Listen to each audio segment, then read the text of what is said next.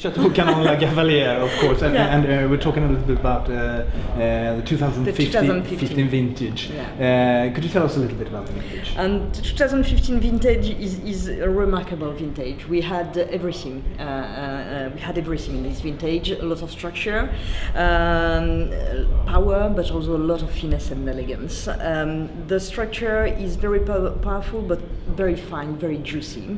That's why, in fact, although the 2015 seems to be very drinkable, it's very juicy tannic structure, and with these very salty hints from the minerality, which had a very great vivacity to the wine. We had at Canon-la-Gaffeliere a lot of Cabernet Franc. Yes. 40% of Cabernet Franc, so that bring a lot of elegance and complexities to the wine. Aromatics, of course. Yeah, aromatics and depth to the wine, as well as a very long aftertaste, very long finish. And you've been organic since 2014. How has that changed? So it changed, for instance, that we do not have had any more some products, in fact, in the vineyard. We observed that we do not have any more DD regarding, in fact, the alcoholic, the aromatic ripening, the phenolic ripening. So in 2015 it was remarkable because we were allowed, in fact, the grapes were ready to be picked, in fact, for some plots 2 weeks earlier than the main picking, in fact, in Saint-Émilion.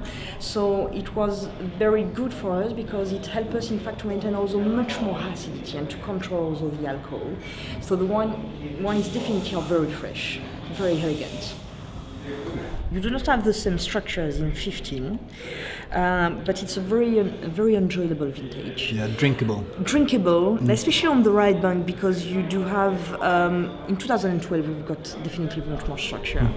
But 11 is so fine, so elegant. We succeed, in fact, to protect the structure, and there's already the result is it's a very well balanced wine for the vintage. So main 2011 on the right bank have this very kind of drinkability, and it's nice to present this vintage right now also. Yeah. To show that sometimes you do not need to.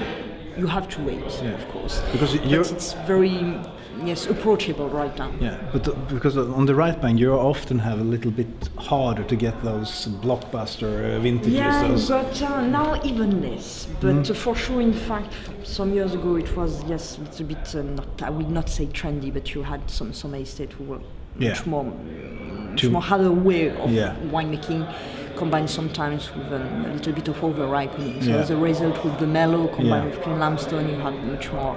How are those wines today? Are they just flat or? No, I will say that, of course, in fact, you've got. It's depending on your taste. There are still some people who really enjoy this wine. Personally, I do prefer, in fact, much more elegant wine with a lot of freshness. Then after, if you find the good balance in a wine, that's mean not only the balance between alcohol and acidity, but also with the tannic structure, one would be much more able to be laid down. Yeah. So anyway, for me, I do have much more pleasure to drink this kind of wine. Yeah. So it's but then after it's depending of the what you want to do with your wines. Yeah. It's one thing. It's one thing tasting wine and thinking, oh my God, this is a powerful, great wine. Yeah. Another thing, really enjoying it. And also you have to keep in mind that in Bordeaux, you've got as everywhere you've got beautiful terroir. And Bordeaux is very well known to produce wine to be laid down and for a while. Yeah. So if you maintain this balance, they will be much more able to be laid down. So they will be much more able to give more pleasure, in fact, after a few years. So that's why, even if in fact the structure nowadays is much more approachable, I will say, because we have much more experience regarding an optimum ripening. And also, in fact, to adapt ourselves much better, in fact, depending on the vintage. So I would say that the art of winemaking today is to adapt your way of winemaking depending on the vintage to produce first the best vintage for the vintage itself. Yeah. So it's just in 2013, for example, which are very challenging, but you got right now some 2013 which has very well made, Yeah. because they have the freshness and the balance. Yeah.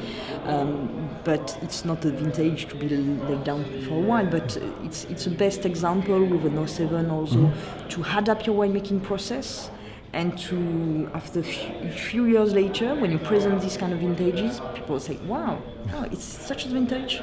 Yeah, but once it's balanced. Yeah, that's cool. And the terroir speaks by itself also. So you have to respect the terroir, to restitute the terroir, and then we are only kind of tool, to help the terroir to express. Of course.